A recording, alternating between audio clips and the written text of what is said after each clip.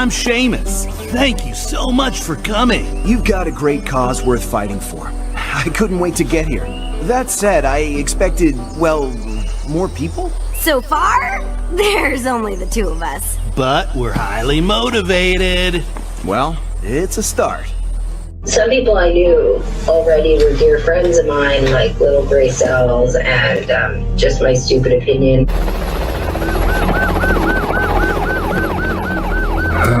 Lots of interesting things.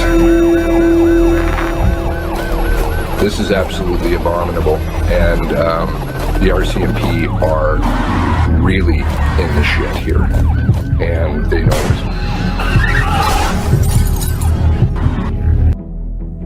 Hi, I'm not really sure what I'm doing here, but I think it's time that I needed to speak up. The following program is brought to you in living color. Something you watch on TV, horror movie, you shut it off, you go to bed. We can't shut this off. Every time we close our eyes, the horror movie turns on. So I know for myself, when I close my eyes, go try to go to bed, picture my parents being shot. Trying to piece together a story that seems so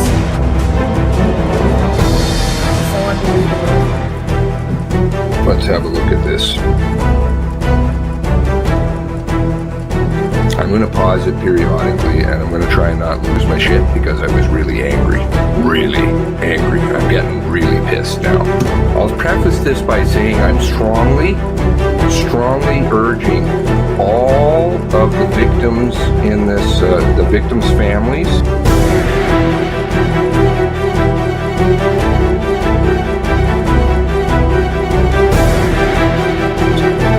to launch a class action lawsuit against the RCMP.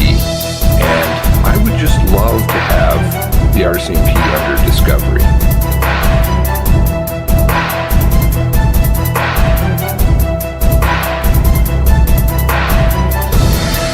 I have a lot of questions, and I'm sure a lawyer would too.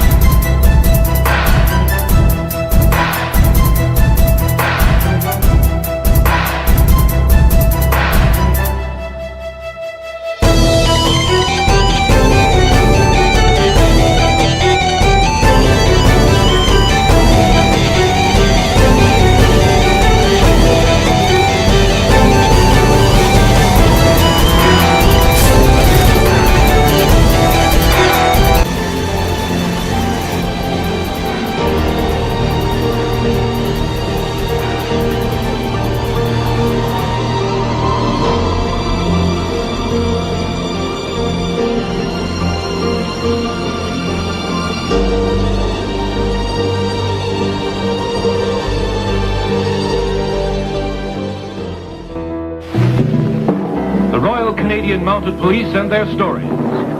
Stories of their courage. Stories of their lives filled with hazard, romance, and adventure. The RCMP story this week, Gunslinger. Oh my goodness, how many windows do I have open? Oh, I have a lot of windows open. Extra special number of windows open. What are you doing there, bud? How's everybody doing? I'm going to close my door. My little friends. Nails make a lot of noise. How's everybody doing tonight? This morning, it's midnight. Of course, I always pick the most appropriate times, don't I? Brickleberry, Michael, Chuba, GTO Mama, Nosy Scotian, and Linda M. Hello. Yeah, sorry. I just wanted to get this out before I forgot. I'll forget maybe. I don't know. I'm working on all kinds of different things. So I had the good fortune, as always, speaking with a family member just prior to this, and I was having an excellent little kind of just, brainstorming session. I like to do that when I'm on the phone. None of your business. How you doing? Dave's in here, a late one tonight. Yes, I know I have Excellent timing, Jordan. Good to see you, Linda. Good to see you. All right. How do we start with this? I don't know. Beth's in here too. Awesome. I'm going to try and get that other video up I did the other day that got booted. And then because people have asked about the D-Live and I don't know. Anyway, maybe one of these days I'll get it together. Now, I wanted to talk about a couple people. Wanted to just point out some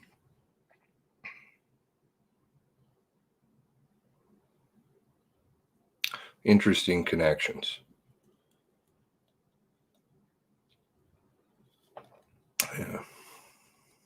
So great to have family members helping out, and gosh, you know, just we're lucky. And of course, welcome always to our good crew over in the oh, how am I doing this? Why is this on the wrong screen now? I think I've got everything in the wrong screen. That's my problem. Let me try this. Just give me a moment.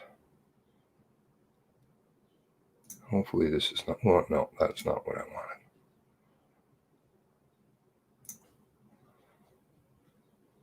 There we go. One moment, please. One moment, please. Always big hello to our great brothers and sisters working so tirelessly in the Discord. Thank you. Just say up yours Sunday. Just finished watching BFG latest. Not sure I know what BFG is. Am I being simple when I say that? Now, why don't we start with the warrants? Because that's what's on the title page. Maybe that's the best way to do this. Where did I have that? Here we go. Okay, so as I indicated, there was 42. Is this one the one I want? Mm-hmm. 38.4.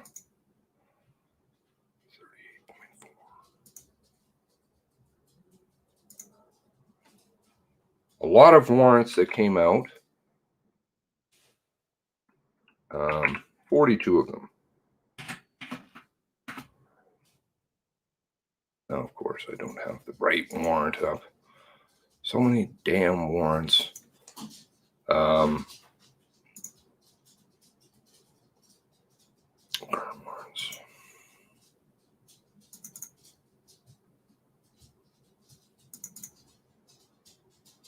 That's the one we want, right? Find.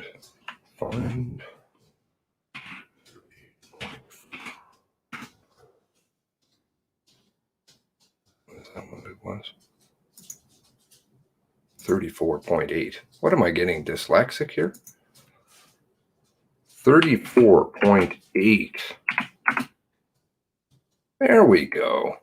Okay, so this is why I'm going to start with it this way, I think, if my logic follows.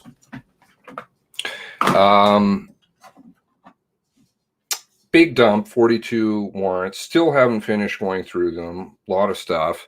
So I'm going back. I'm comparing the good morning, oh dear, and sad mafioso.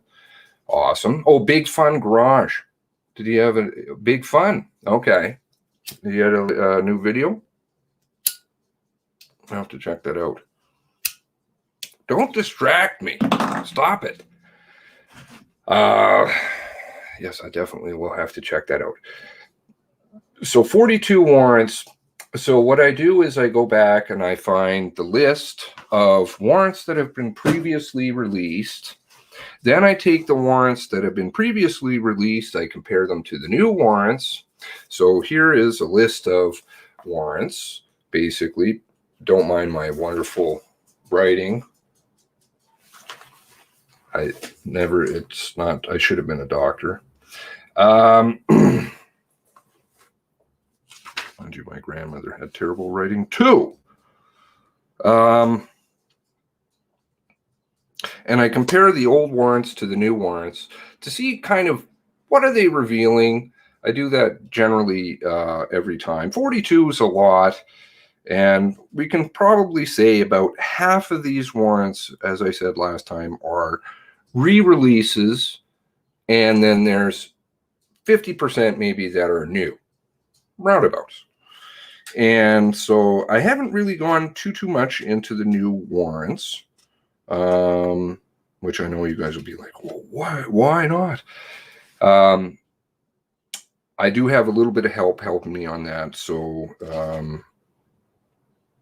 I'm just kind of going with that for now. And I'm just sticking with the older stuff. Now, let's go to February 12th. Okay? So this is February 12th. This is 0715.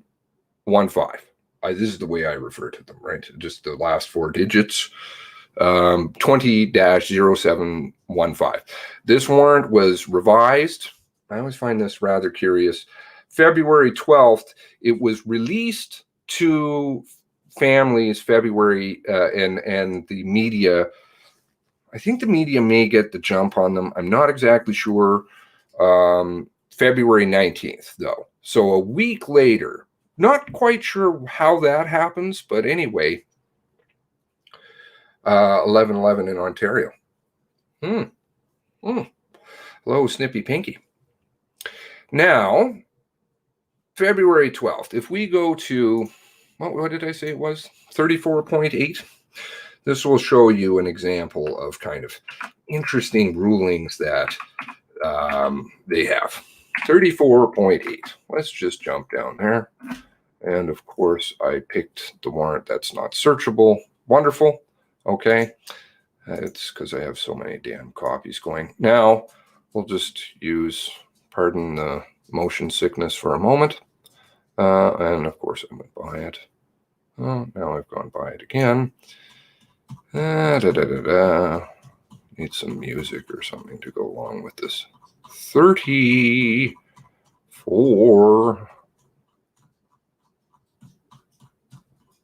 point. Here we go. Statement of blank. Friend of Aaron Tuck. Okay, so we have one appearance of Aaron Tuck. We have another appearance of Aaron Tuck here in 34.1. 34.2, we have Aaron Tuck's name mentioned again. 34.3, we have Aaron Tuck's name. 34.4, we have Aaron Tuck's name. 34.5, Aaron Tuck's name. 34.7, Aaron Tuck's name. 34.8, okay? Big black box, right? Now, let's go with 0715, new release. Again, not released on the same day. They revised. It was released May 19th. I may be out on the days. My apologies. May 19th was definitely when they were released. This warrant was released. But they don't seem to come out the same day that they're revised, which I always find rather curious. So if we go forward in it, I was just there, 34.8. Okay, so we got Aaron Tuck, Aaron Tuck, Aaron Tuck, Aaron Tuck, Aaron Tuck, Aaron Tuck. Oh, 34.8. They've decided to tell you now Aaron Tuck's name. How this can be justified as a legal ruling, I think, is very much up to interpretation here at this point in time. I don't think there's any legal justification for this, and frankly, whoever's making this decision may have this come back and haunt them There are words that are redacted, such as garage codes to garages that have been burned down. The word statement is redacted in some places, and in some places it's not. And here we have this word Aaron Tuck. Now, why do I say this? Well, okay, let's see. I want to do like this. And I want to do this. And I want to do this. Now, who makes those rulings? Who do you think makes those rulings? That was the new judge who came in place of Al Bejan. Al Bejan just suddenly disappeared. Hello, Wade. Al Bejan sat and he said, well, I'd like those warrants right away, and then suddenly disappeared. Now, don't think it was because he was evacuated, because that would just be an immediate conflict of interest. I don't think he would have sat on that case if it come up in the pool. Something else happened. Not exactly sure what. That's still yet to be determined. But when I was doing some research, and we were talking, myself and a family member were talking about Halfpenny Macquarie and Kim Stanton and some other things, happened to stumble into this post here. Leaf. Annual Persons Day. Persons Day. Breakfast, Halifax. Leaf, of course, the Women Legal Education Action Fund. Okay. Leaf. Persons Day. Breakfast. Guest speaker, Jamie. I'm not going to butcher this person's name. Amy something. Judge Amy. Provincial Court Justice in Domestic Violence Court Program. The 12th of October. Again, what year do we have this on this? 2018. Okay. We are very sorry to say that Judge Amy will no longer be able to attend the event as scheduled. She passes on her sincere regrets. Unfortunately, circumstances made it impossible for her to join us. However, we are excited to announce that the keynote speaker for the Leaf Halifax Persons Day breakfast will be Judge Lori Halfpenny Macquarie. Okay, now where do we know of Leaf from? Well, we have Leaf. Human rights equality lawyer joins Leaf. Leaf is pleased to announce that Kim Stanton, human rights and equality constitutional lawyer, will be joining the National Women's Rights Organization as part-time legal advisor. Okay, Dr. Stanton. Dr. Stanton holds LLB and goes into some of her work to do with women's stuff. Also focuses on Aboriginal human rights administrative law, and on the advisory board for the Center of Legal Study, Feminist Legal Studies in the West Coast. Leaf. Leaf is national charitable nonprofit. I don't quite understand fund, but if it's nonprofit, but anyway, organization founded in 1985, works for the advancement of the equality of women and girls through litigation, law reform, public education, and Charter of Rights and Freedoms. So Kim Stanton, who also sits, of course, on the commission, used to be the legal advisor to Leaf. And she left December 7th, 2017. Okay, so she left before the breakfast with Halfpenny Macquarie. But is it preposterous to say that Halfpenny Macquarie, Justice Halfpenny Macquarie, had involvement with Leaf prior to Kim Stanton's leaving? They're both in the legal field, right?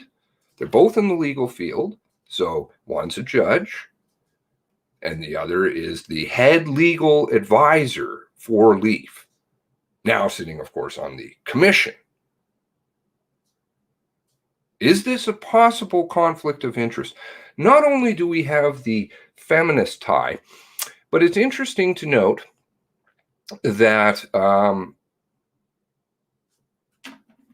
Halfpenny Macquarie also established the I really don't want to say this word wrong. Wagmat Cook Court, okay, for the Wagmatcook First Nation in Cape Breton. This was another interesting observation that I saw here too, was the fact that she's a justice that sits in Cape Breton. Not exactly sure why Cape Breton courts are ruling on warrants. Just slightly out of jurisdiction.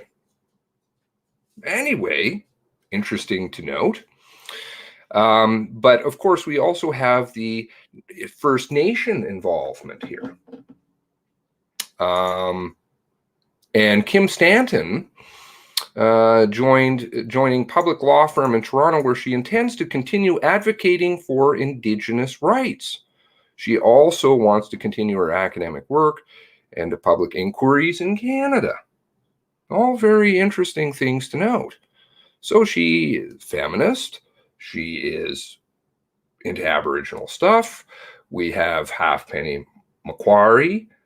Hopefully I've got the name right by now. I don't know. Who is, from my understanding, Indigenous, and also into Indigenous stuff.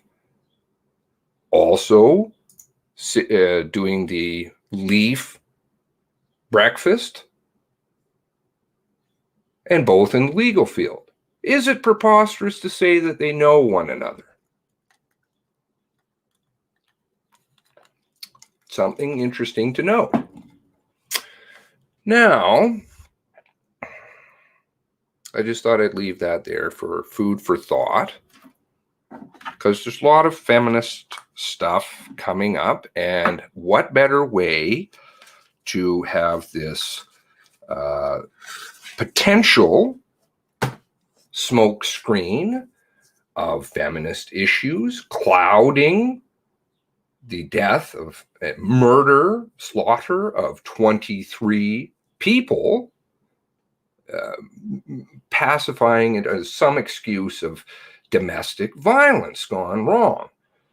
Of course, this seems to violate a lot of logic in many areas, which we have all discussed at length. Usually, if a domestic violence case, disgusting as they be, go wrong, the intended victim usually ends up dead, not with minor injuries. Seems a lot of other people who had nothing to do with anything died. But the person who that quote-unquote wartman had a problem with just ends up with minor injuries. Of course, they didn't want to tell anybody that, right? I think I remember doing the video even showing the warrant where it was blacked out, and I'm like, could be major, could be minor. Oh, the timing is very poor. Sorry to you. Not told, watch out for the gas on the floor. Yes, many different things here having problems. I've looked at the warrants through a slightly different eye, but I'm not going to touch that right now. Now, who else do we have on the commission? We have Leanne Fitch. Once upon a time, I used to have a video. I don't know, and I can't find it now, where Leanne Fitch was on TV in New Brunswick talking about domestic violence. Something that's very close to her heart. I was able to locate, where is that here?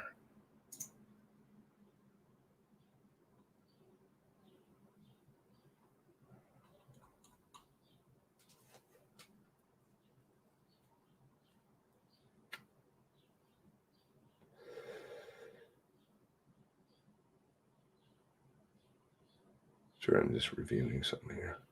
Oh, yes. We also had this here, 2016. Here's Dr. Kim Stanton. 2016, the federal minister for the status of women appointed Kim to her advisory board on the federal strategy against gender-based violence. She is a senior fellow at Massey College and the University of Toronto, where she completed her master's and doctorate degrees. Are you seeing a real taint here? There's a real bias on this one. Now,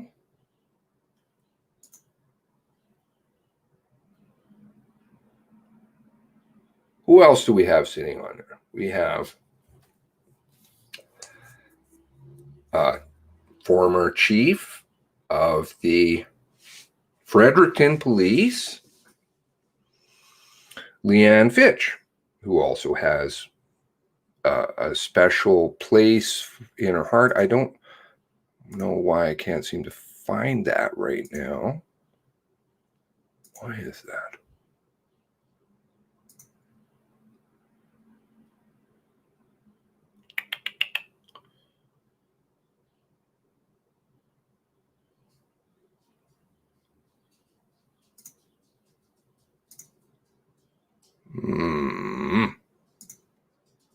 This is not making me happy. All right, give me one moment. I did happen to come across a radio program which does not quite do justice to Where is that? Oh, no, I can't find it, of course.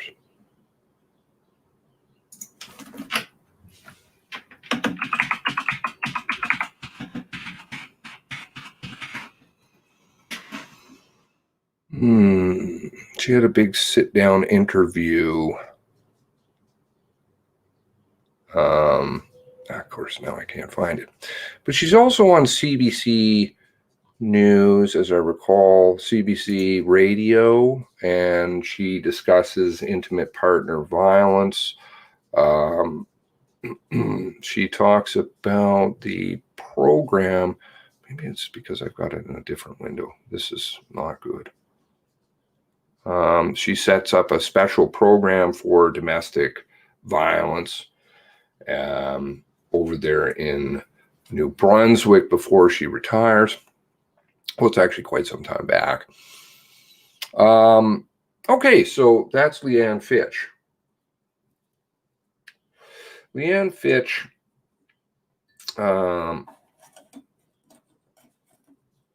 has a partner.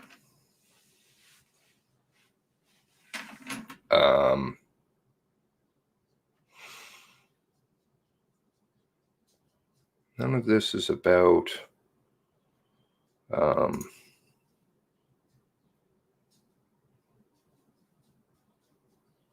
attacking any group. Of course, that's always usually the way that that's portrayed. So it's not about attacking women or attacking, in this case, this will be gay, lesbian, the whatever, the community, I forget what that's all called, LGBTQ plus community. It has nothing to do with the price of tea in China. What it does have to do with is who is her partner. Okay, so let's flash back to, Let's pull this up here.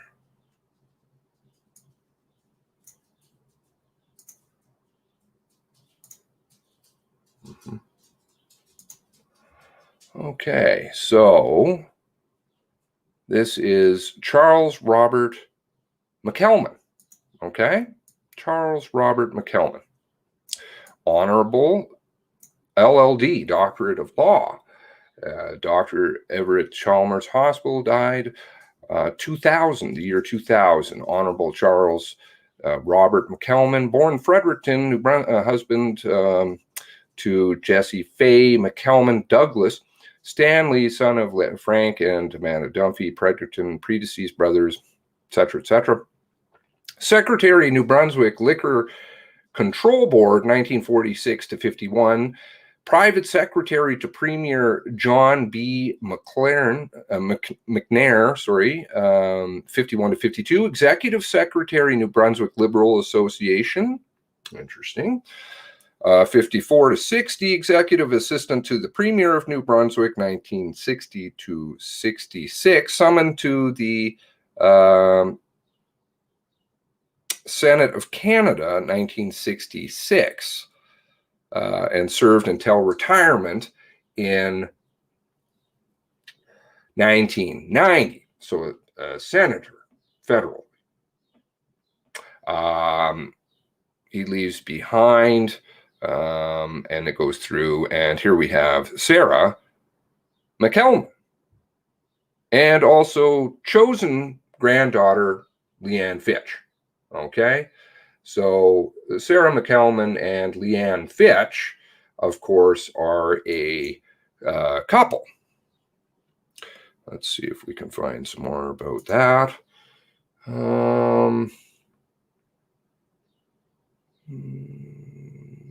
Okay. Here's the obituary for Kenneth Fitch. Okay, he's also got an interesting background here. Kenneth Fitch, born Halifax, New Brunswick, died in 2010. Fitch Kenneth Burns, death of Ken Fitch, Fredericton, New Brunswick, occurred 20th in 2010. Ken was loving father, grandfather, devoted husband. He was a member of the RCMP Veterans Association, retiring from the RCMP as a staff sergeant after 22 years of service. He is survived by his wife, Doe, his children, Cherie Fitch, married to Giles Plant.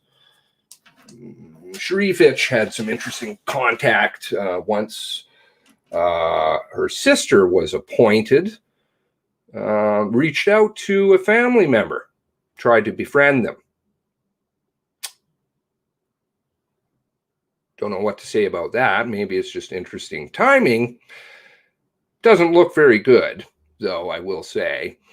And Leanne Fitch with Sarah McCelman of Fredericton, New Brunswick.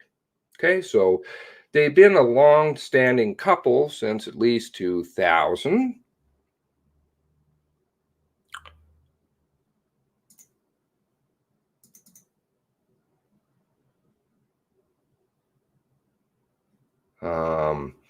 And of course, Cherie Fitch, who we've touched on before a little bit, writes kids' books at the Happy Doodle Doo Ranch, or Diddle Doo, I don't know, sorry, Doodle Doo, something. Purple, likes purple a lot. Second husband, Giles, worked for the CBC, transferred to Washington, D.C., where spent almost 10 years there, now living in River John. Writes a lot of books, of course, for kids. Goes around, reads them. 1993, writing for adults. 1993, Fitch book for adults. In this house, Many Women was published. It deals with serious issues of lives of working class women. title refers to a sequence of poems set in a shelter about women escaping domestic violence. The author identifies strongly with women in her poems who are presented as survivors. Now, of course, we had Cherie Fitch, who happened to be on the presentation that was done on the 24th, right? Let's see if we can pull that up. Same day as the RCMP's press conference. Right after that, there was the Nova Scotia Legacy Remembers thing, which I've gone through quite a bit.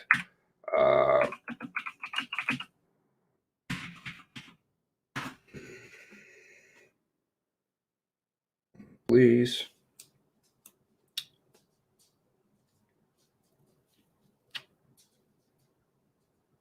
The virtual vigil, right?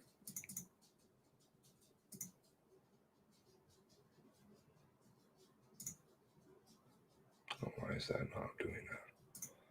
Why is that doing that? Please play for me. Thank you. Okay. Now the audio kind of blows. I'll have to stop sharing for a moment and reshare because it won't have the audio in there.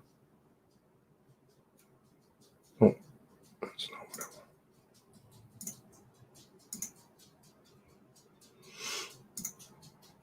There we go. Better? No? Like that. Okay, and I pointed out a few things in this that I've always found a little concerning. The setting up of the 2 websites within a day, which were totally all the information on the who is on the website, the who is IP, completely redacted. All of the information. Very interesting for privacy. Not exactly sure why. Never seen that before, but maybe I'm just a fool. This picture always caught my eye. We're missing a few people. So this was made very early on. I went through a lot of this before. The production of it had started already by the 20th, for sure. I think it may have been, in fact, earlier. And hence why this picture probably comes up, because they didn't even know victims yet by this point in time. People were still, in the case of Aaron Tuck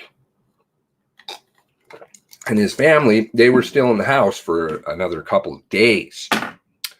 So, but if you fast forward in this program, you'll have some interesting people. I mean, there's Lenore. Very interesting people in this program. And it's actually a very interesting program. Here we have, who's this?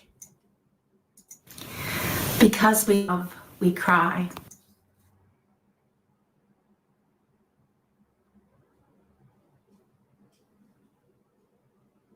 She became involved very early on, seems. Leanne Fitch's sister, Cherie, the one that writes about domestic violence when writing to adults, who wrote a book, which is fairly expensive for what you get. I think it's 23 pages or something like that. Not sure if any money is or is not donated to families. Sure, families who wish to comment on that or are in fact in the chat right now would be more than happy to comment on that.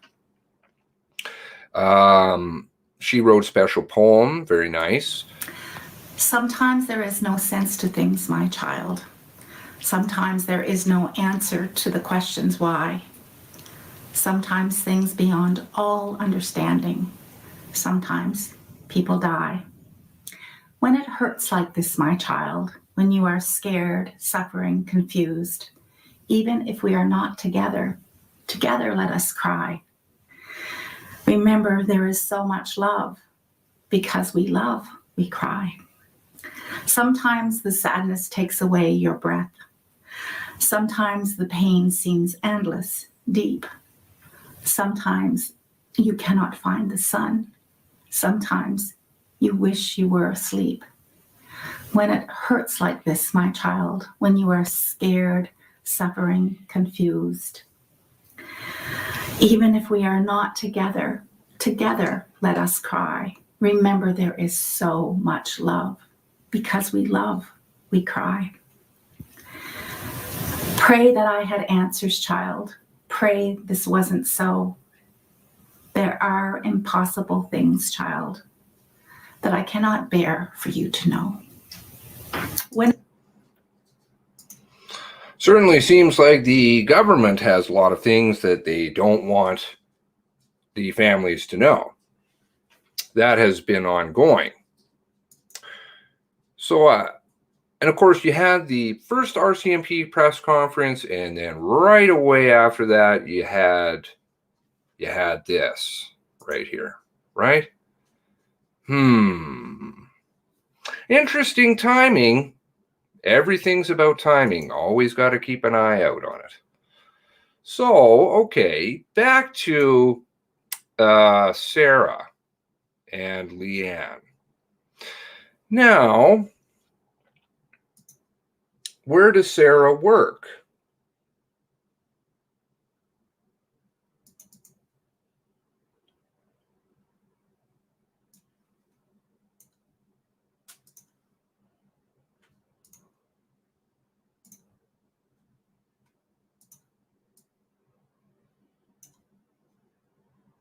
The AWLE. Sad to see. Sue, Bill, Nancy, Rudback, Carolyn Nichols, and Sarah McCelman leave the executive, looking forward to seeing to introducing your new board. Thank you for all your hard work and time given. Okay, 2019. Oh, that's the Atlantic Women in Law Enforcement. And more feminist stuff. I'm all for, but women, frankly, have. I think we're all people. Would probably be the general consensus. Sarah McCelman has won. I don't know, interesting awards. Police Exemplary Service Medal from the Governor General of Canada. Not once, but twice. Got a medal and then a first bar 10 years later. I don't know. Does that have something to do with her grandfather? Not sure. Senator? Is it because of Leanne? Is it because of her exemplary service? I have no idea. I'm just throwing it out there. I think it's interesting. It's like, who is it?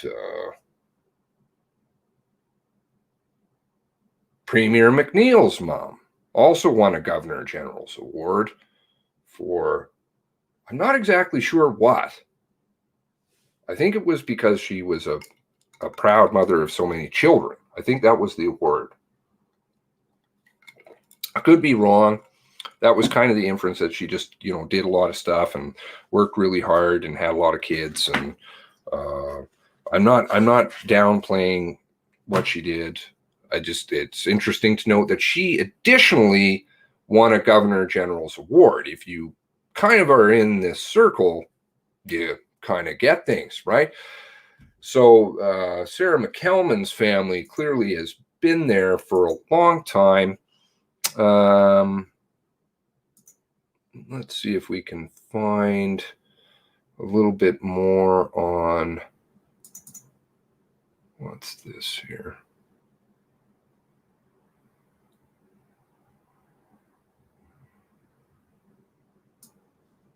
So where is she working at? Sarah McCelman. Constable Sarah McCelman, this is older, 2002, but we know that she's with Leanne Fitch at this time, right? Leanne Fitch.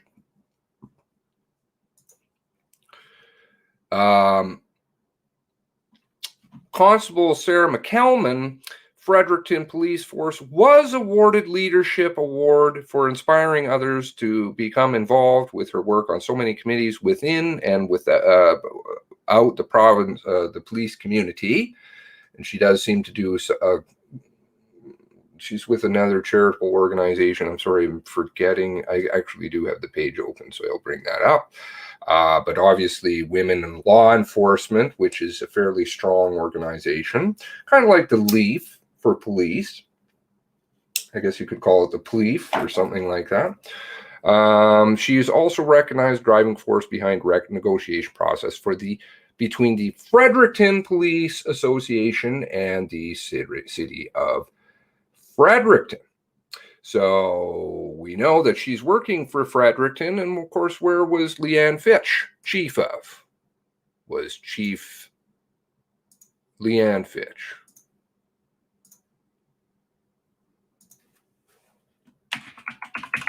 The one who has a father who was staff sergeant in the RCMP, and led, funnily enough, an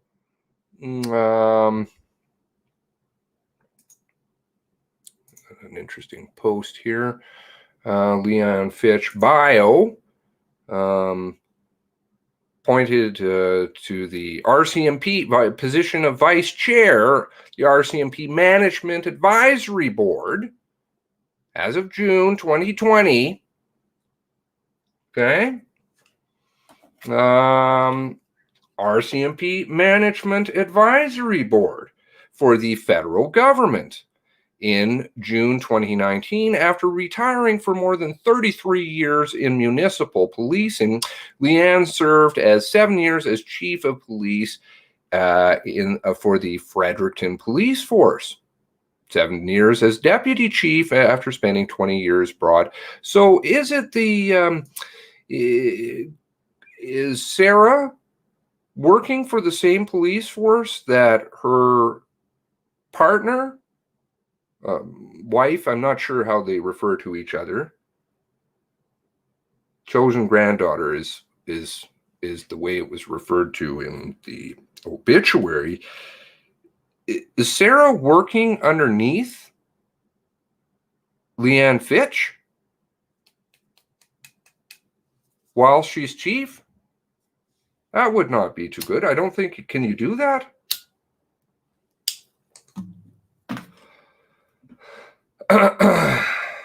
Not sure. Went to Dalhousie Criminal Association, International Women. Leanne was named Officer of the Year by the Atlantic Women in Law Enforcement. Well, that was where, of course, her wife was. International sat on the board. International Association of Women of Police 2002 and 3. I'm not sure, was Sarah on the board at that time? Not sure. Respectively, earned her the Police Officer's Exemplary Medal from the Government of Canada. Oh, the same one. You know? From the government, from the Governor General, and she was also awarded the Member of the Order of Merit. That's the same award, of course, the mom award that Darren Campbell has, Police Force's mom, from the Governor General. A member of the Canadian Associations of Police Chiefs, International Chiefs of Police, Public Relations, you know, lots of police here. There's former executive board of the Atlantic Women in Law Enforcement also. Okay, so they served together on the board, possibly? Not sure. Not sure. Atlantic Regional Coordinator, inducted into the New Brunswick Crime Prevention Hall of Fame, and so she's into criminal intelligence, you know, a variety of interesting things. She did, I believe she did undercover stuff. as the only gay woman, first female woman in Atlantic Canada, only the 13th in the Canadian history. Very good. Congratulations, Leanne. Many insights into policing, diversity, inclusion, public safety with her resilience, compassion, professionalism, and experience. Leanne enjoyed her new life chapter that includes her work with the RCMP. How unbiased is this getting? I'm really picking up what's being laid down. Are you? Writing her memoir, public speaking, pro bono work for various organizations. She and wife Sarah live on a hobby farm. Congratulations. Okay, so, and I think there was some stuff in here about, of course, domestic and intimate partner violence. Okay, and the former member of the New Brunswick Domestic Violence Death Review Committee. You know, that would probably bring her in contact with such things as, I would think the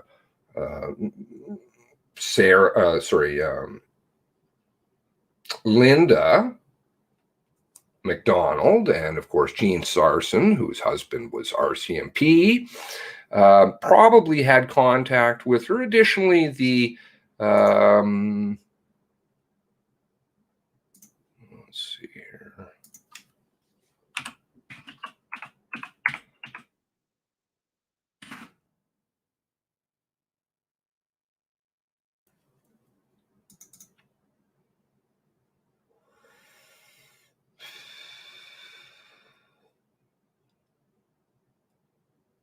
What am I looking for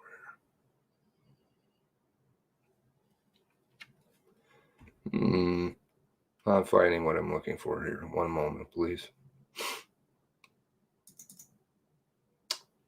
Right, Amanda Dale's organization. Do you think that they may have crossed paths before with Amanda Dale and the Canadian Feminine Observatory for Justice and Accountability? Those were, of course, the people who initially floated out the, responded to the Toronto Sun article, which I've never understood how that came to pass. Toronto Sun, perhaps, oh dear, is quicker off the draw than she always is. Toronto Sun,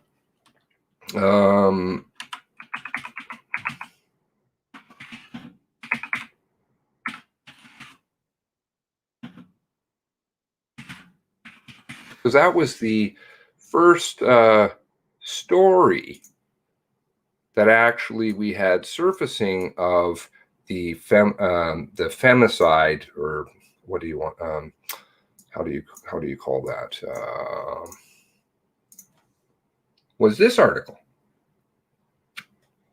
Brad Hunter. To the best of my knowledge, this was the first one that came out, April 20th. Not exactly sure what time that came out, because I don't think I managed to, I don't even know if I was on board yet when this came out.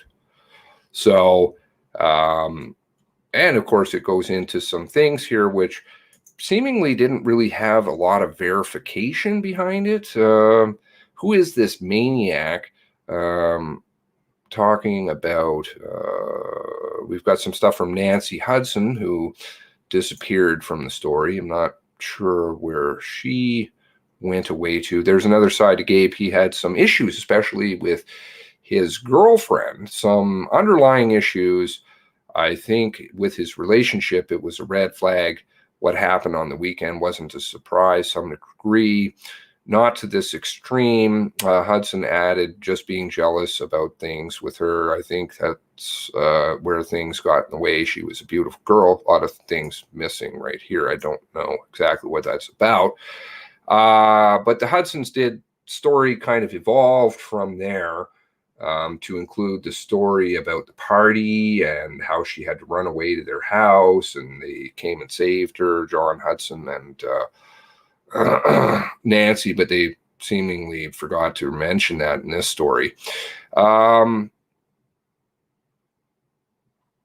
But this was the first introduction we all had to the female story. Of course, we have Candy Palmater here, who used to work for Patterson Law, kind of interesting also to note, who went to school with Wortman too. I knew right away from the beginning he needed a friend. Most of my friends didn't like him, but I didn't care. He met my parents and my members of my family. We were inseparable. I think she's self-described as an Aboriginal biker. I think her parents owned a Harley Davidson dealership at one point in time up in New Brunswick.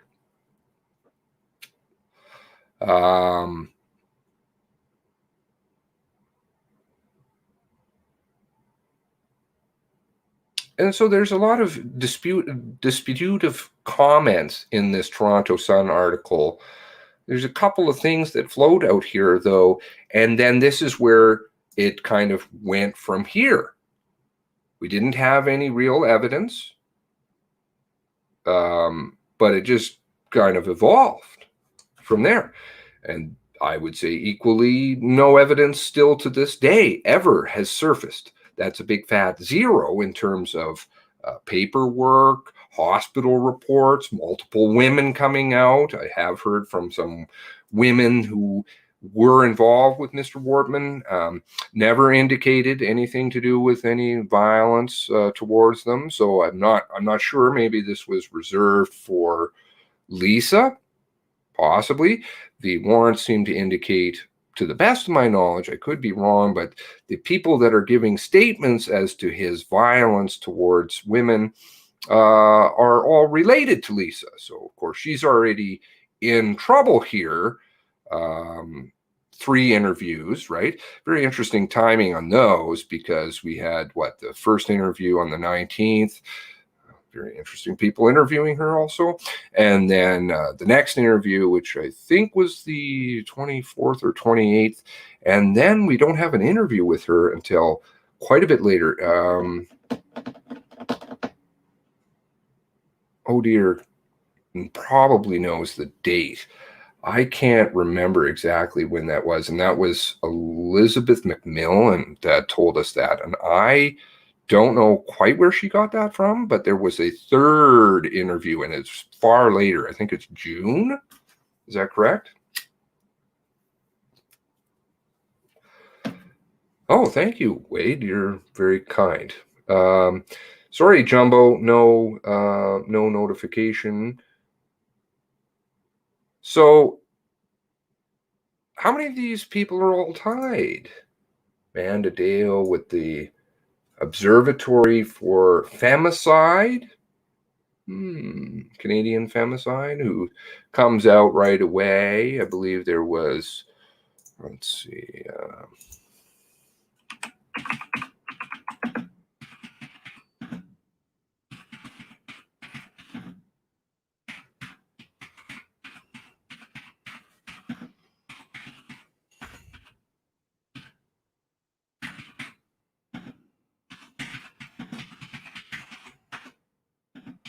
I don't know if I ever played that. Probably finding it on my computer would be a disaster. There was a video of her here, April 20th. See how interesting the timing is, right? Let's have a view. It's been a while for me. Once again, that was April 20th. They don't actually have it here, but it was marked, as you saw here, April 20th, the next day, the very next day. Amanda Dale is on the advisory panel for Canadian Femicide Observatory for Justice and Accountability. She believes Nova Scotia mass shootings were rooted in misogyny reminiscent of the Montreal massacre. This one has floated quite a bit. Interesting. The Facebook groups that we kind of had to expose at one point there. They were big on that. Oh no. Is this an ad? That's what all the people say. You're riding high in April. I'm going to spare you. Turn the spotlight on violence against women in the country.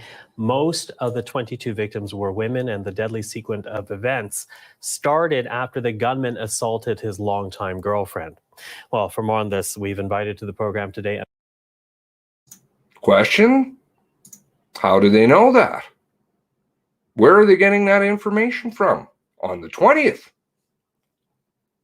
The very next day. Where did they get this from? Or was it kind of convenient, like the websites and the mass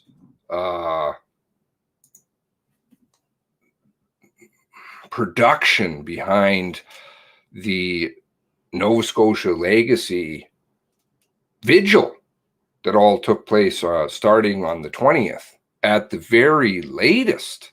Because I have tweets and messages from people, Facebook messages from the producer the next day talking about how, you know, they're putting it together, and I think she calls herself a media strategist.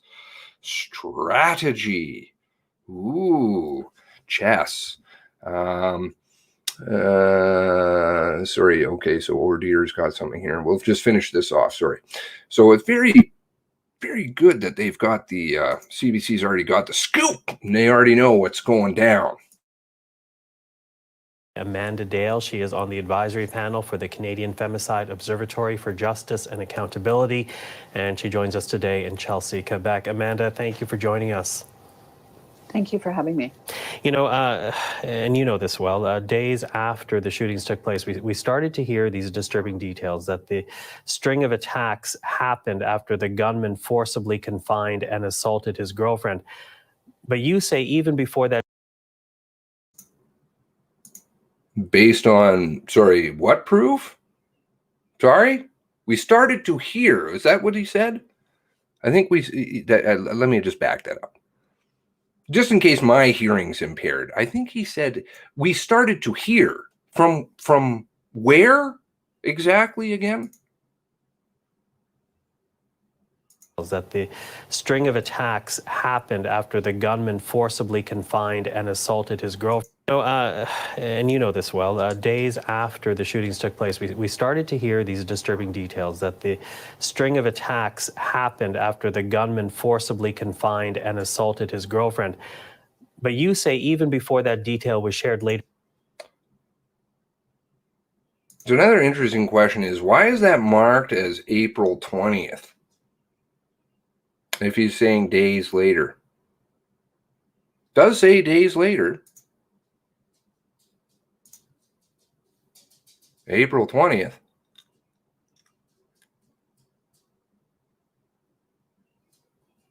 Anybody have any thoughts on that? Help me out. I don't know. Must just be they updated the article. Later in the week, you had a sense that this was related to intimate partner violence. How did you come to that conclusion?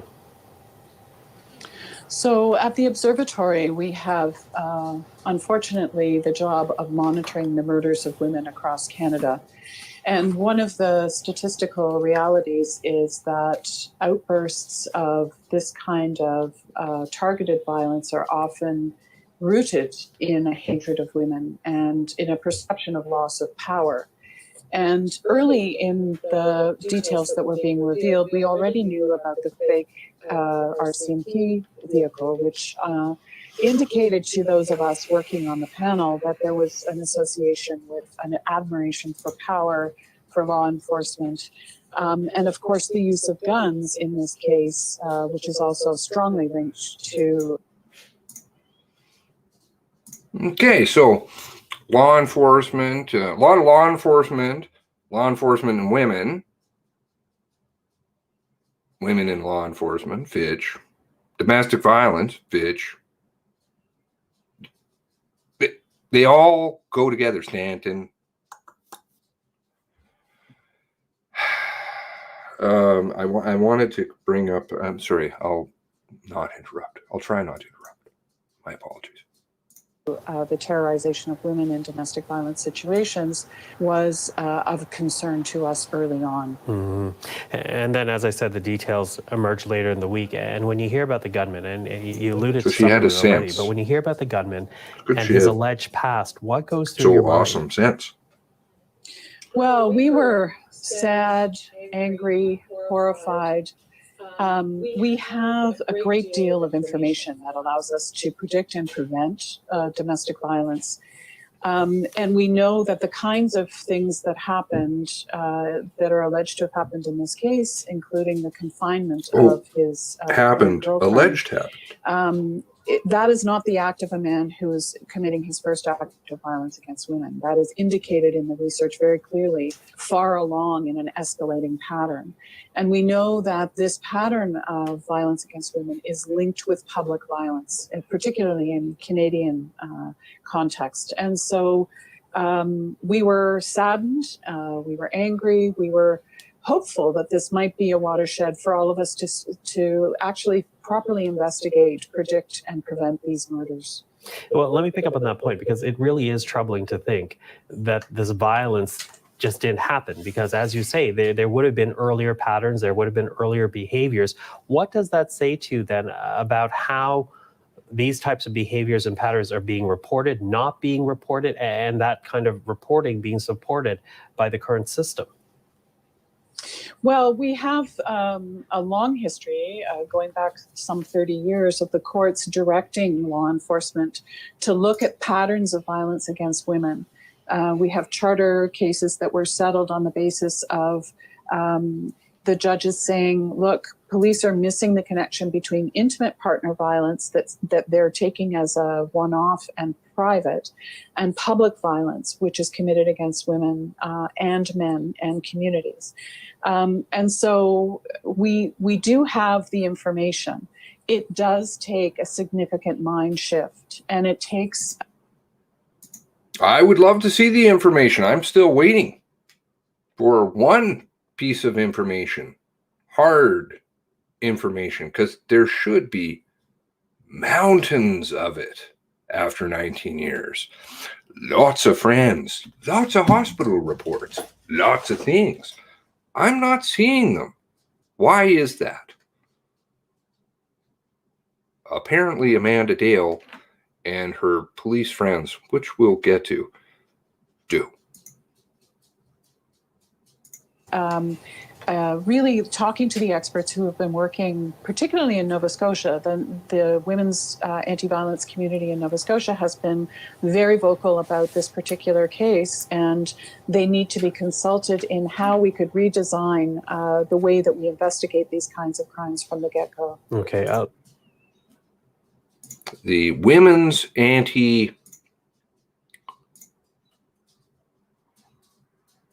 been very vocal.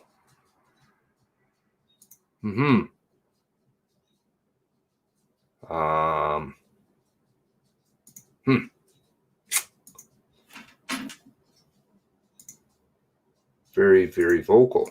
Yes. They were things like, I don't know, that. Oh, can I turn on the button here? Oh, balls. This, of course, the letter for immediate release. Notice again, the drafting of this. Very interesting how it's all done. Kind of looks the same as the Nova Scotia Legacy. Also looks like press releases from the RCMP for immediate release. I suppose press releases are all done like that. Yes, Pam, Ruben, Lucille, Harper, Tara Reddick, Linda McDonald, Jean Sarson, RCMP. Oh, sorry, not RCMP. Nurse, I believe. Bernadette, just married to them. Bernadette McDonald, Jonah May Black. There's some interesting stuff to do with all that, but we won't touch that one today either. Let me pick up on that point then. You use mind shift in changing the way we address these kinds of crimes. So how would that shift look like? What would it look like?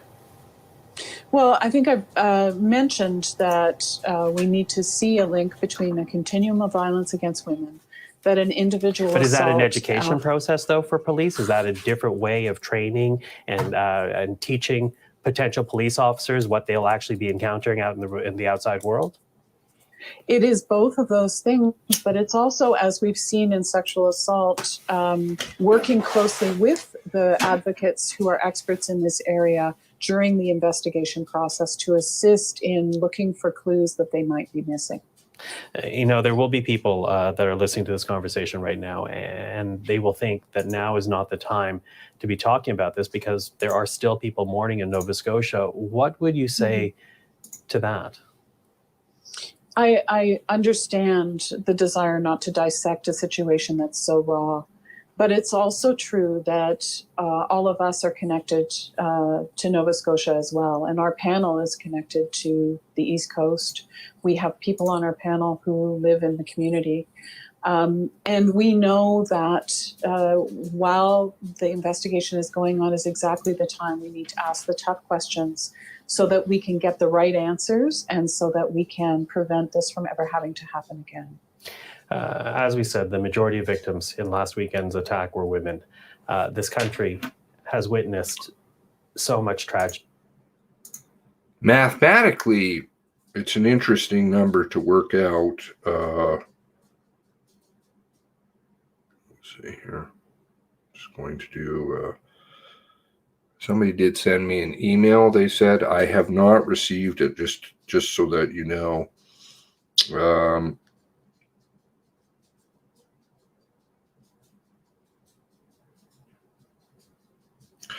majority of women, well, mathematically, women are in the majority, but that's what you're talking about.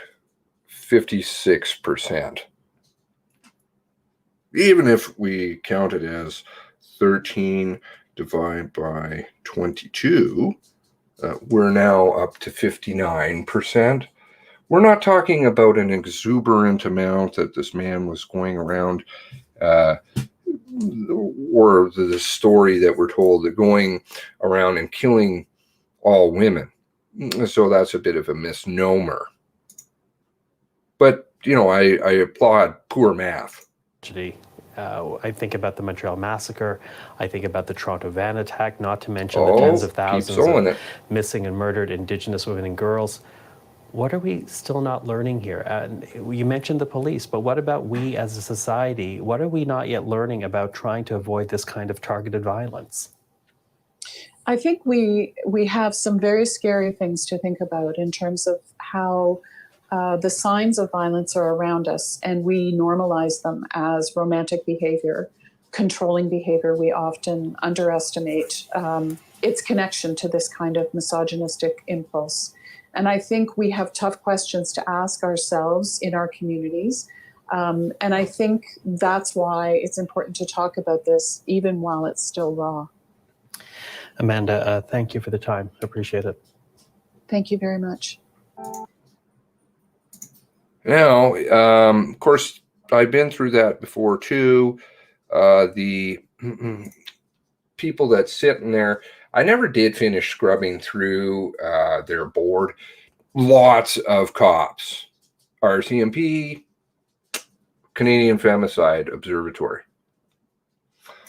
And then, of course, who better to stick in place, but then you get the non-state torture. Because the non-state torture, well, funnily enough, they will never look at anything that the state does, i.e. RCMP, because the RCMP have quite a history with domestic violence and stuff like that. I do hope that, let's see here. Sorry, I'm just waiting. I didn't get this email.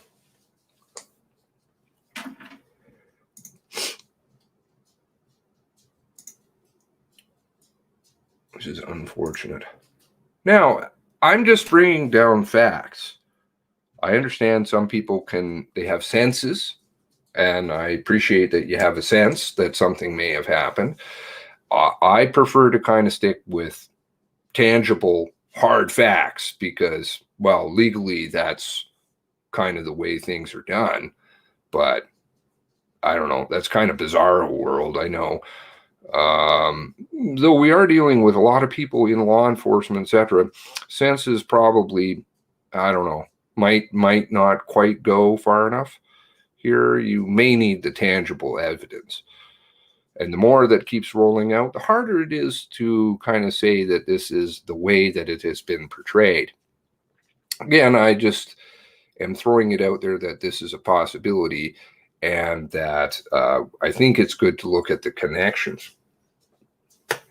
I wish, because this person did send me family member sent me a very good, apparently sent me a very good article, which I would like to look at. And plus we had O'Dear's article there, which I think we should have probably read through. I haven't looked at it yet, but I would love to. I'm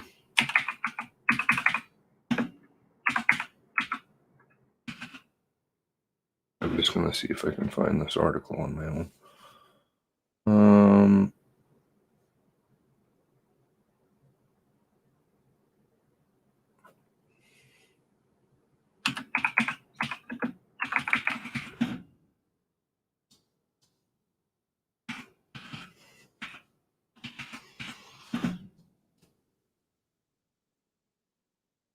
Oh, you just resent it. Okay, thank you. Thank you. All right, excellent. Make sure I'm not sharing any screens here. Don't want to do that. That would be poor. Okay, I don't think this has any doxing information on it. I could probably just search the title. Oh, I can't. Let's try this.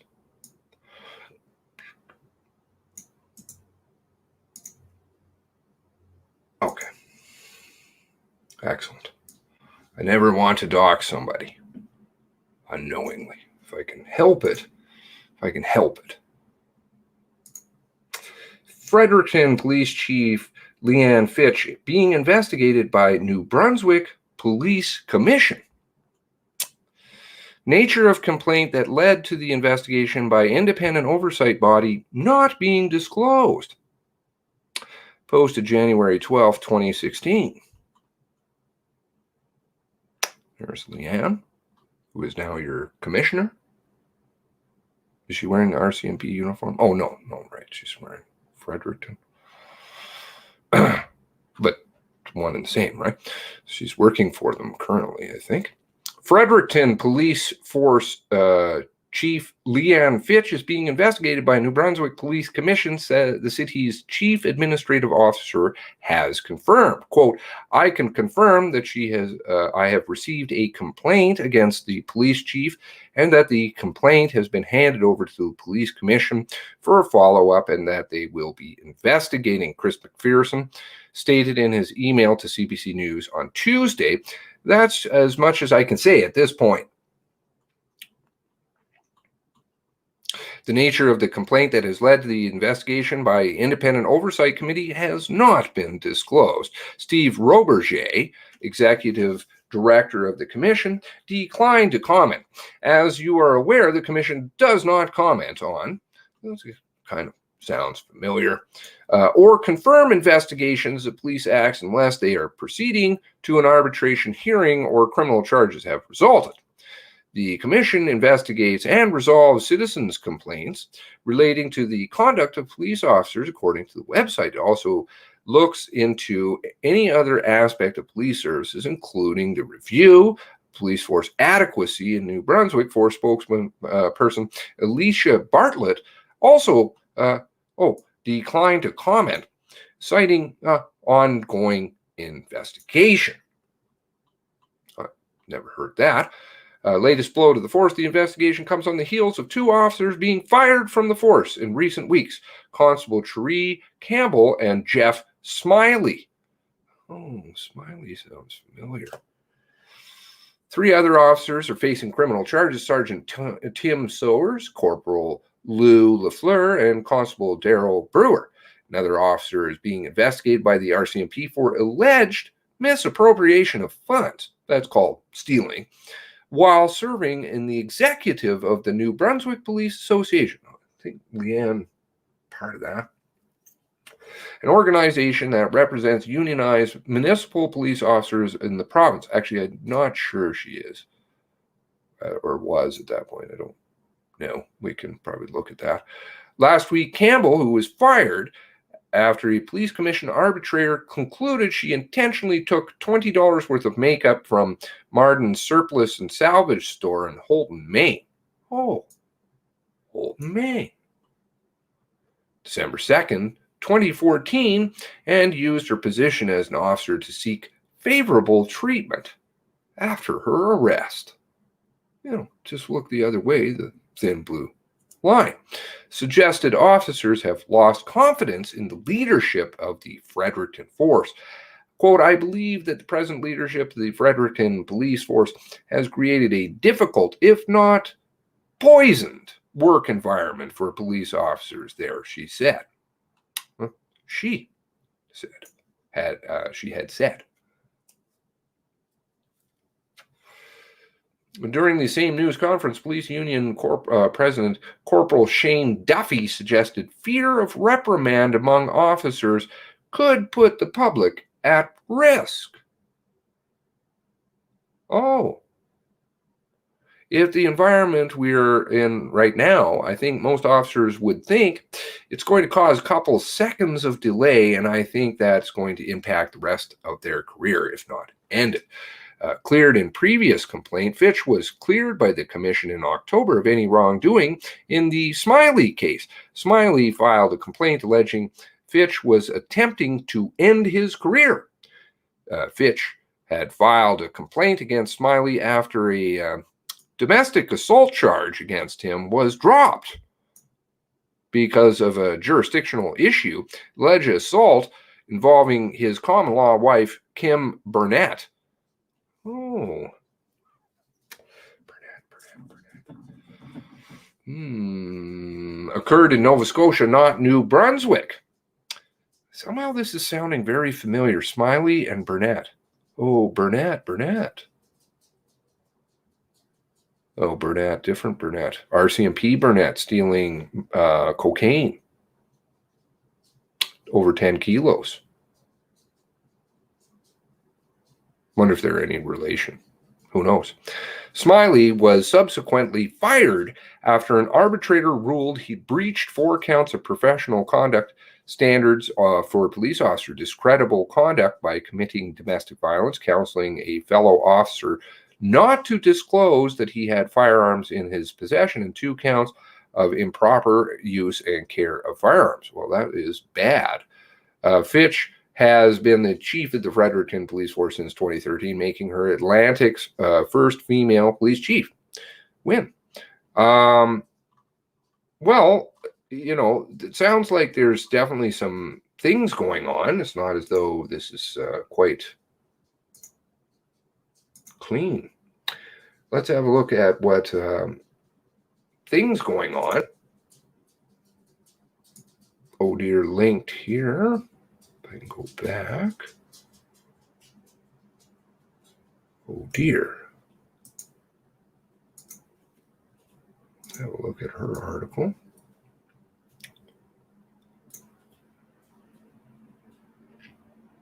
Okay. CPC, your taxpayer-funded media. Oh, that's right. That's all of your media, including global.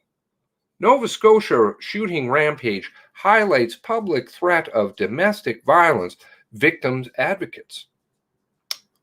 It's a really troubling trend, and it's the base of how these situations escalate.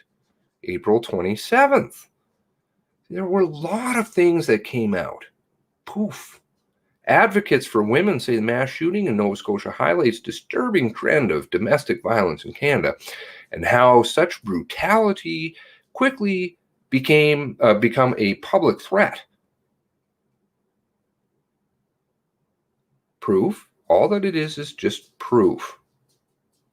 On Friday, Nova Scotia RCMP confirmed the incidents began after the shooter assaulted a woman with whom he was in a long-term relationship. She was forcibly restrained, but managed to escape. She hid in the woods overnight and survived. Of course, then he had a subsequent warrant come out and say that she had a jacket. Superintendent Darren Campbell, the officer in charge of support services, Nova Scotia RCMP, said Friday the assault was potentially a catalyst for the events that followed. This scenario is all too familiar for Ginger McPhee, the executive director of the Chrysalis House. Oh, that name is interesting. Women's shelter in Kentville, Nova Scotia. Knowing that underlying cause of this hatred towards women, something that we can deal with in our work all the time. We do know for sure that Wortman, at least on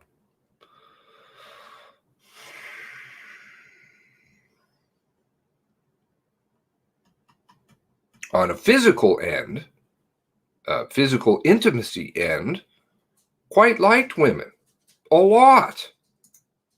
It's troubling trend and the base of how situations escalate into something so extraordinarily horrific. Hard to get lots of girlfriends if you're running around beating them, I would think, but I don't know. McPhee noted that people known and unknown to the shooter were murdered in the Nova Scotia tragedy, exemplifying the potential public threat of escalating domestic violence. Unfortunately, it's something in a moment sets someone off in this rage, and anyone present can be a part of that damage that happens with minor injuries. She said, of course, and she has a horse in this race only slightly. If we look toward the core of where this began, it's the based on his belief that in that superiority, sense of ownership, and jealousy. And you know that how? How do you know his belief? I thought he was dead. Did you know him? McPhee added that victims of, and this calls for conclusion. Hello? You've already decided. All of this was decided. It wasn't that this is what has been stated or without, not proven right now in a court of law. No, it was just kind of accepted as, this is exactly what happened. Of course, don't you know? All the rest of you are fools that don't. McPhee added that victims of domestic violence often stay with their abusers because they're concerned about putting their family members and friends at risk. I have heard reasons that may have been monetary if she did stay with him. She definitely had a lot of money. They don't want to tell you how much. According to Statistics Canada, more than a quarter of all violent crimes reported in 2016 resulted from family violence. 67% of those victims were women and girls.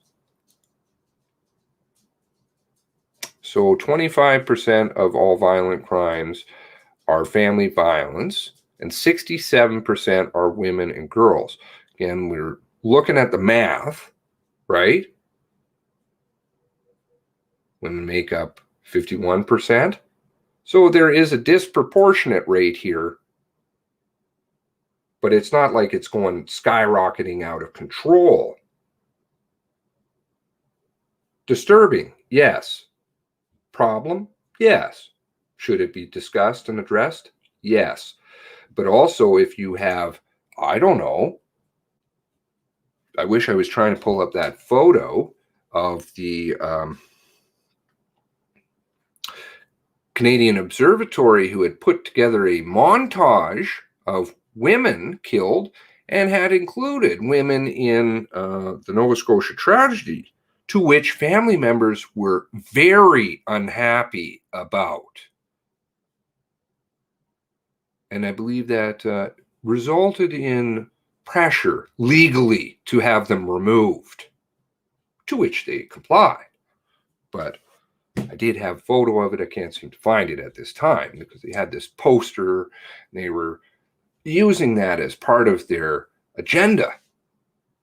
Family members weren't very happy about that because, well, they're not very happy about it. Linda McDonald, a member of the Nova Scotia Feminists Fighting Femicide, okay, the FFF, the second group that they just kind of formed, like that, after this happened, the FFF, which Tara is quite right. I mean, it's an interesting coincidence that the numbers are 666 on that one, but I don't know, just not going tinfoily, but interesting. So Linda and Jean fire up another group. After the non-state torture, might as well do this one too, fighting femicide. Said that there is evidence that many mass killings begin with violence against women or people close to their perpetrator. Well, I suppose you could also say that against people close to their perpetrator. Well, does that mean always women? I think it says people. I could be wrong. According to a 2017 study by Everytown for Gun Safety, an American gun violence prevention nonprofit.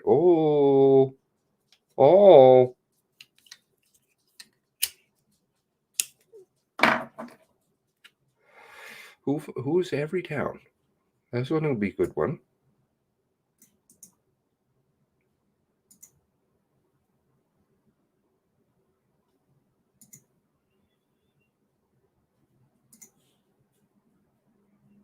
More than 6 million.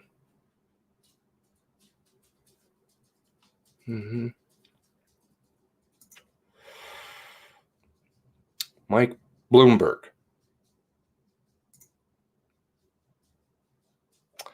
Michael Rubens Bloomberg, American businessman, politician, philanthropist. Vomit. An American gun violence prevention nonprofit, 54% of mass shootings in the country between 2009 and 16 involved domestic or family violence. Again, that's an American study. Very different gun laws that they have in the United States. Basically, you can go to different parts of the United States and anybody can purchase a gun in different states. You can just walk in and buy it. Very different in Canada. Very tightly controlled here. McDonald said such crimes need to be examined through the lens of domestic violence. Why do they need to be examined through a lens of domestic violence? I like an unbiased lens. I like one based on evidence as a way to recognize the issue and prevent it from happening again. I kind of see it as a way to push your issue if you're examining it through a lens of domestic violence. Or am I wrong? Misogyny kills and femicide affects us all. Murderers kill and people get murdered, said McDonald, explaining that femicide is a term similar to homicide, meaning the killing of a woman or a girl. We want their suffering not to go in vain.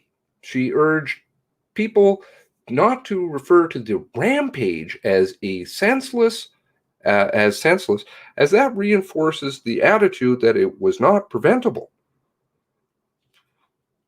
Well, we go with the RCMP stuff. They definitely could have prevented this one, right? So perhaps maybe Linda might want to look at RCMP. Oh, but her partner in the FFF and the NST, well, her husband, of course, was in the RCMP. We wouldn't want to look at that. Non-state torture. Can't look at that.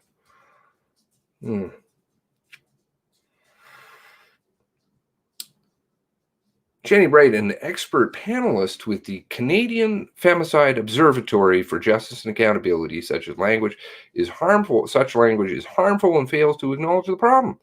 We've had mass shootings within our country, and they have similar traits.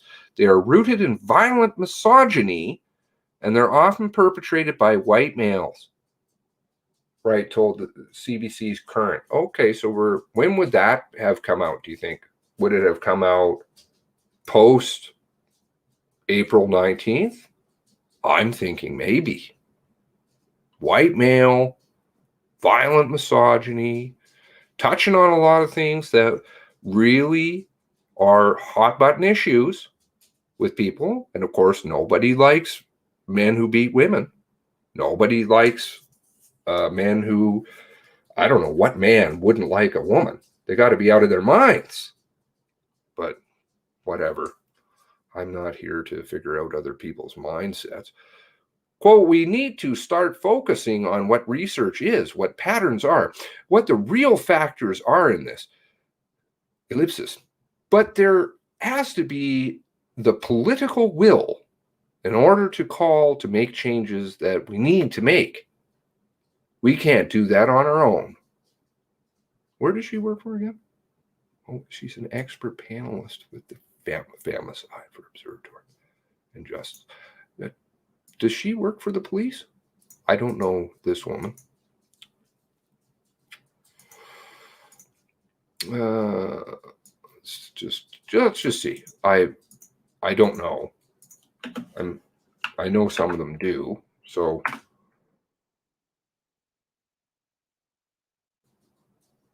it doesn't look like she does. Midwifery. John's Status of Women Council. Provincial Action Network for Status of Women. Does counseling, gender equality and justice, specialist in gender-based violence, works with Indigenous, poor, homeless, sex working communities. Okay, excellent. Glad it's good work.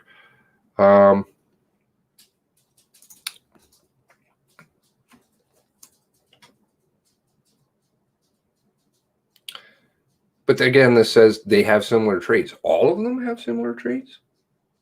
How many of them have similar traits? This sounds like they have all of mass shootings all have similar traits. They're all based in violent misogyny and often perpetrated by white males. Wow, she's got a lot of conclusions come.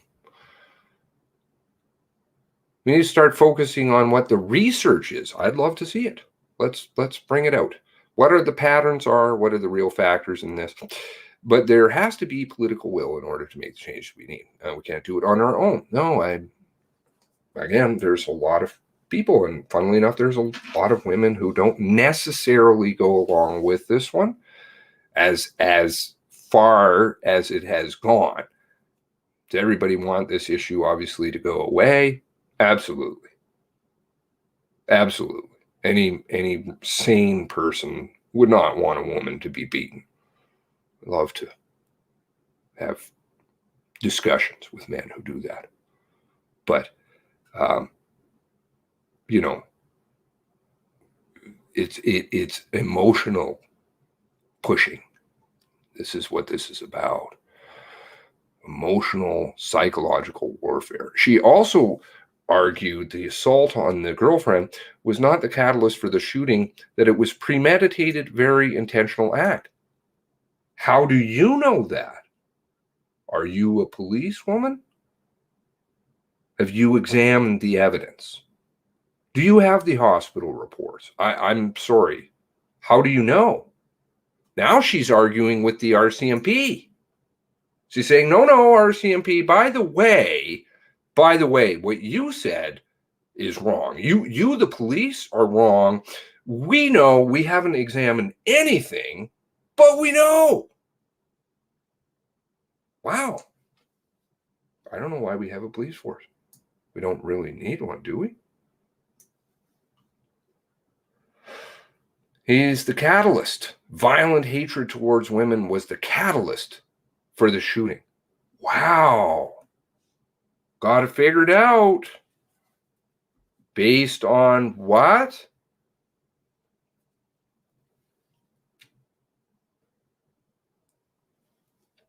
Hot tubs? I don't know. It's still yet to be proven. Let's see it. I'm waiting. Still been waiting after a year. And the families are right bent about this one. They're really upset. How do these people are getting seats at the table? How are the people in charge of these commissions all have background in all this? Don't you see how well it was constructed? If we don't start to change the kind of language, we're going to see these continual harmful narratives. Perhaps what you're sowing is a harmful narrative, ma'am. Might be my suggestion. Might be. Because if it's inaccurate, that's harmful. And it's certainly a narrative because I haven't seen you have any evidence.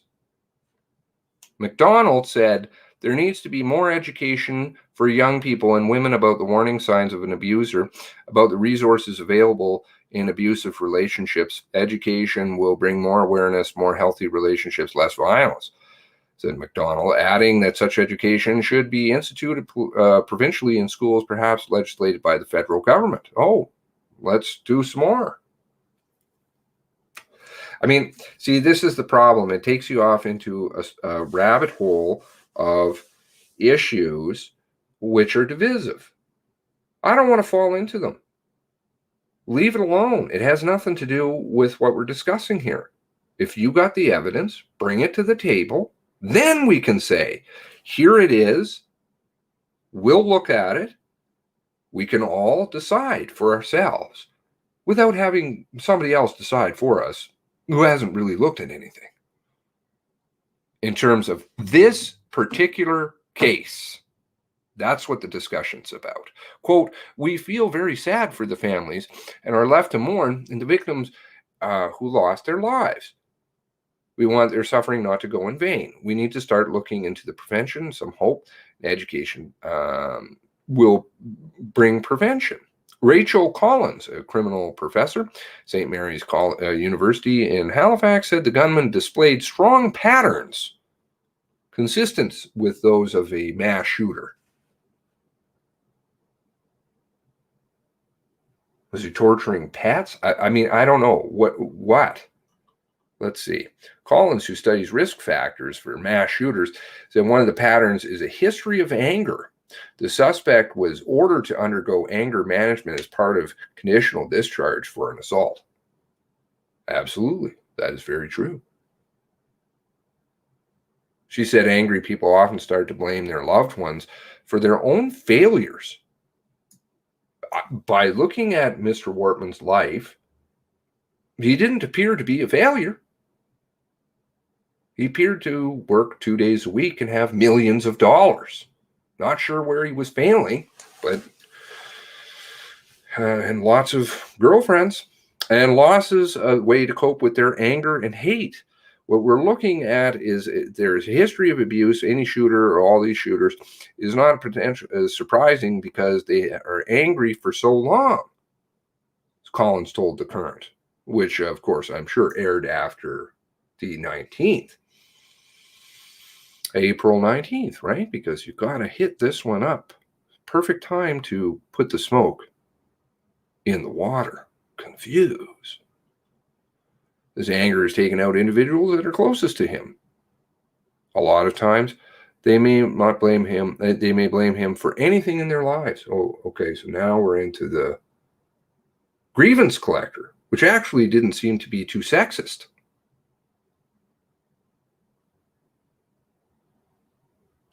And the RCMP seemed to backtrack a lot of that statement.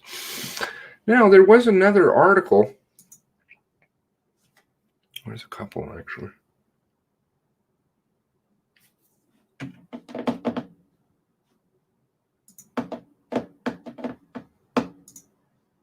Bring the evidence. We can all decide. I like to look at things. Prefer to look at things than be told. Seems to work better. For me, anyway. I don't know about other people. Now,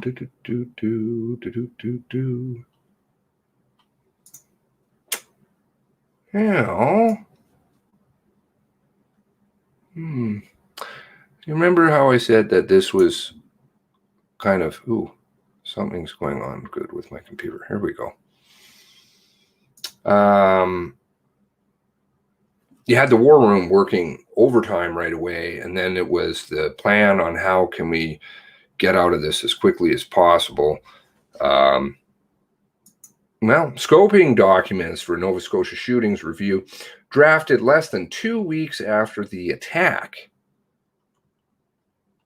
Less than 2 weeks after the massacre left 23 Nova Scotians dead, officials with the federal public safety and provincial justice departments were already crafting a possible review into the tragedy. Internal documents show.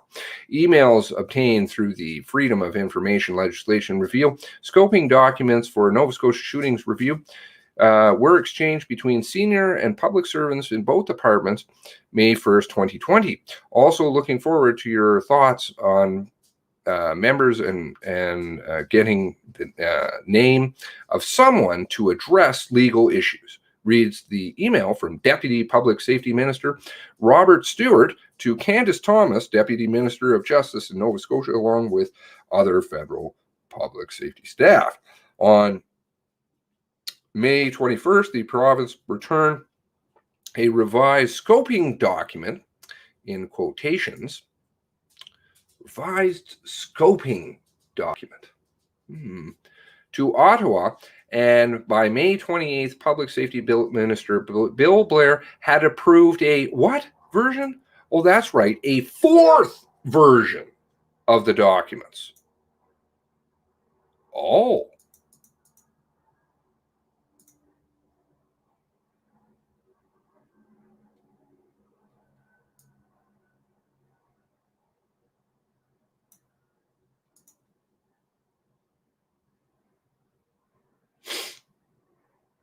Also looking forward to your thoughts on panel members and getting the name of someone. Panel members. Panel members. Commission members. May 21st. All right, so moving along. By the time that the fourth version was circulated, the province had already received heaps of correspondence from legal experts. This one's a no-brainer. From experts and advocacy groups and private citizens demanding a full public inquiry into the attacks. I think the advocacy groups were advocating for something, kind of the smoke that the RCMP liked. Both government maintained the inquiry option was considered before the review was called. I wish I could go back and find that quote. I remember I did it on a video where I played where Blair and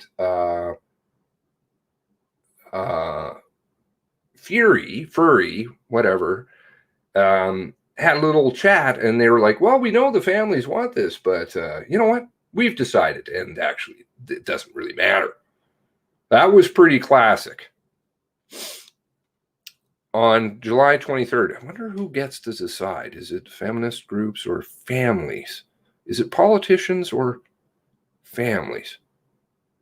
I don't get to decide for the families. The families get to decide because it's their loved ones that are lost. July 23rd, critics reviewed the internal documents, questioned how thorough the efforts were, given how much work was done on the prospective review so quickly after the shootings. Oh my. The prospective review. I think they're going to talk about some stuff we talked about a long time ago. These documents contain statements made on May 1st that was already in the scoping document, which one I'm not sure, 1, 2, 3, 4, which suggests that already something was well formulated, such as that it had some structure, said Dalhousie University law professor Archie Kaiser, who advocated for the public inquiry since the spring.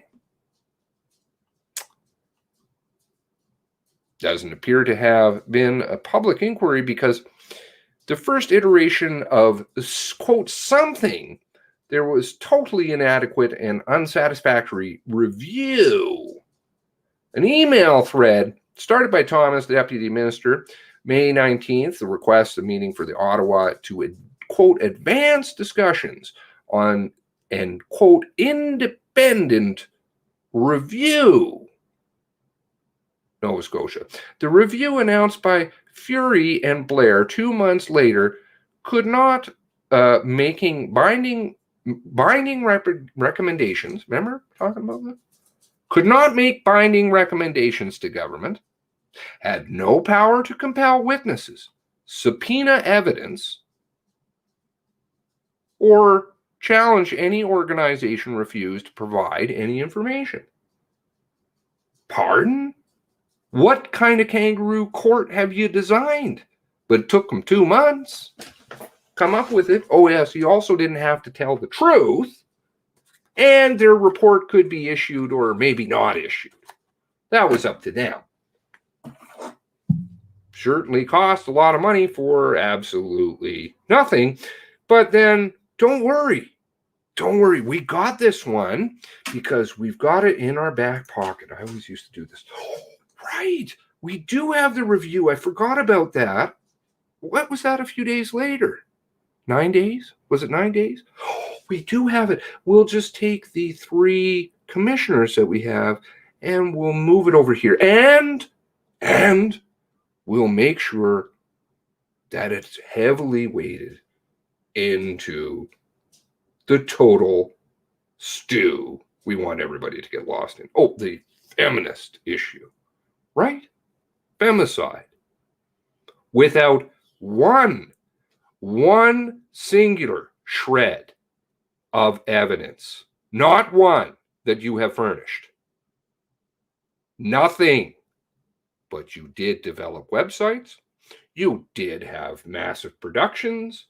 You had a lot of people who now have dirty ties. Conflicts of interest every which way from Sunday. You have politicians dropping like flies, and it's still going on.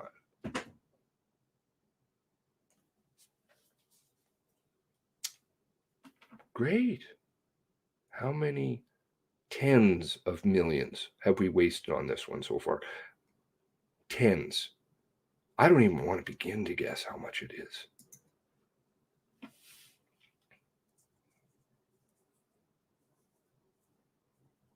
All the different dirty cats in this game. And there's lots more to come. Both governments faced immediate backlash for their decision, and inquiry was called just, 5 days later. We got this one. It's in my back pocket. We'll just change around a little bit. Premature to consider a public inquiry.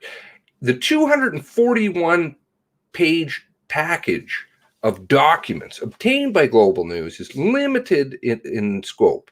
It does not capture oral conversations, for example, in which public inquiry may have been discussed.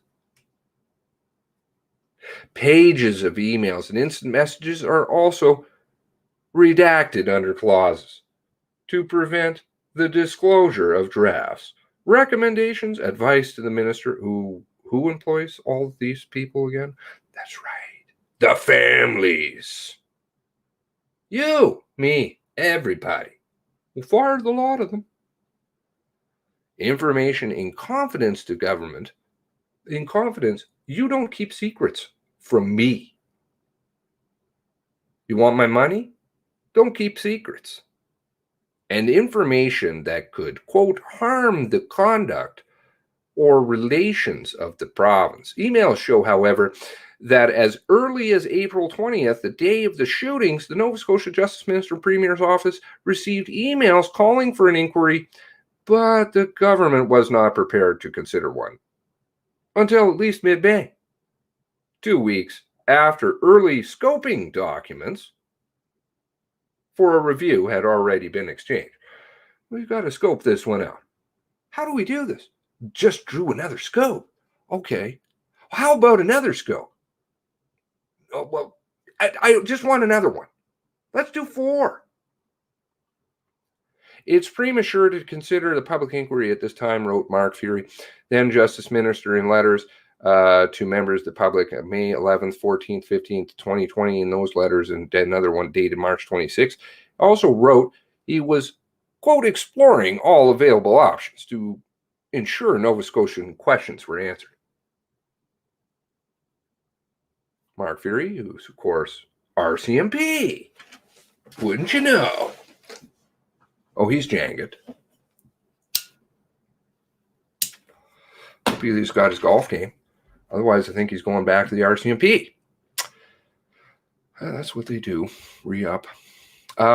2 days after the last letter, his department received a 4th version. The review scoping documents from the Deputy Minister of Public Safety had been approved by Blair. I better drop this one in here, sorry. Comments seem to have stopped. Maybe nobody wants to talk anymore. I don't know. This was brought to you by Brian Hill, the swimmer boy. Sarah's friend. I don't know what to exactly make of them. I went over and tried to get the fulfillment, and it apparently said that there were 0 pages on that request filled, but I don't know. Maybe I just was looking at the wrong one. I could put it in and see if we can find it again. But between April and June 2020, the provincial government did not publicly commit to one form of probe over another, leaving open the possibilities. Do you not see what they're doing? They already knew what they were doing. It's just like, please go away now. Please go away. We don't want to answer any questions here. How do we get this one to shut down? Send another scoping document. Oh, they're getting upset now. The day before Ottawa sent the 4th draft of review scoping documents, then Premier Stephen McNeil said in an interview with CBC's Matt Galloway that Fury and Blair were working to determine, quote, the appropriate mechanism to delve into the attacks. Mechanisms belong on farm machinery, not in the language you're using it. Get real.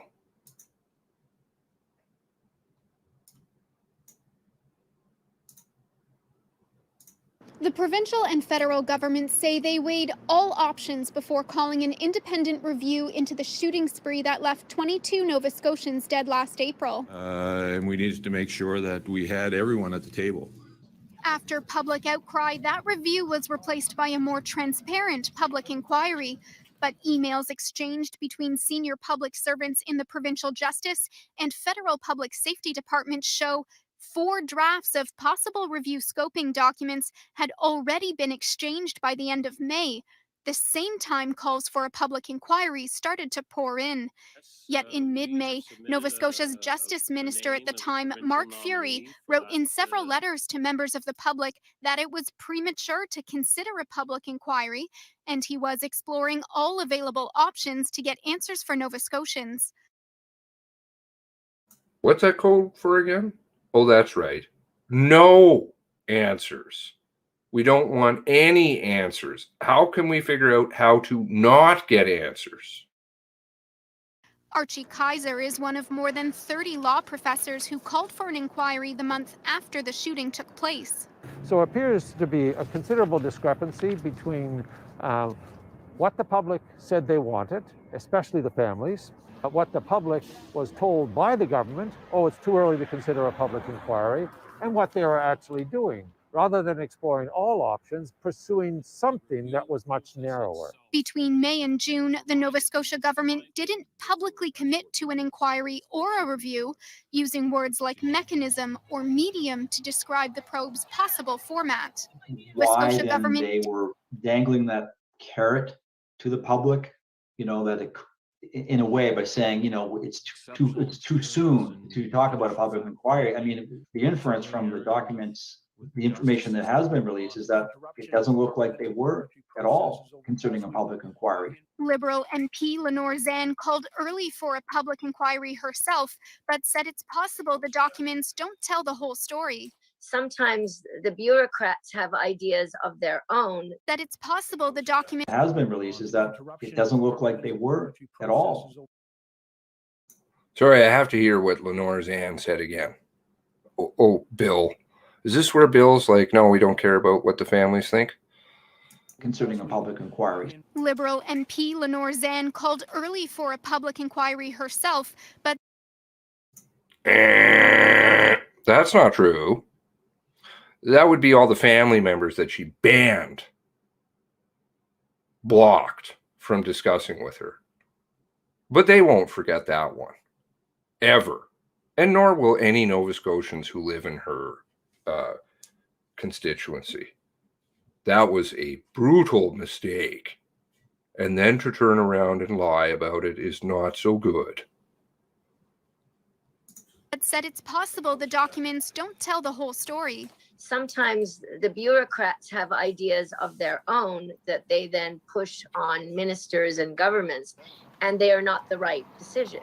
So I would advise that there could have been a lot more going on. These emails obtained through Freedom of Information legislation are redacted, and a public inquiry could have been discussed in phone calls or virtual meetings. The Federal Public Safety and Nova Scotia Justice Departments would not interview for this story, but say they did explore all options and in the end settled on the inquiry Nova Scotians wanted. Elizabeth McSheffrey, Global News, Halifax. Well, I think that was because they had to. They had no other option. What about Lenore and what was it, the money she got for the research? Oh, yes. Seemed to help out somebody in her family, I think, as I recall. Well, that may come out too. Anyway, just thought I'd bring you up to speed on a couple of things, some more connections, and there will be more, of course, coming out. I'm working on some rather bigger ones, but and I would like to get that other one up because that I had out, what was that, a week and some ago, I think. Oh dear, has it? I did download it. But you have to watch two episodes of CBC to kind of get the full effect. Hoyt. Yeah. Anyway.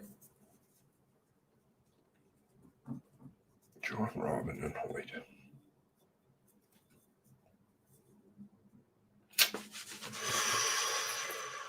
Wow. There's got to be more than that. I don't even want to know.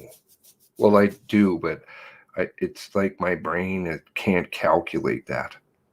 It's got to be more than tens of millions, actually, I would think, that we're into now for this cover-up, for a dead man. Let's be real here. This is a big mess.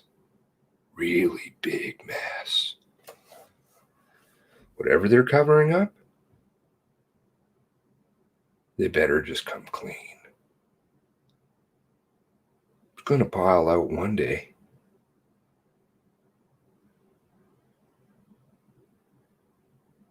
I think there can be a lot less Jenga just with truth.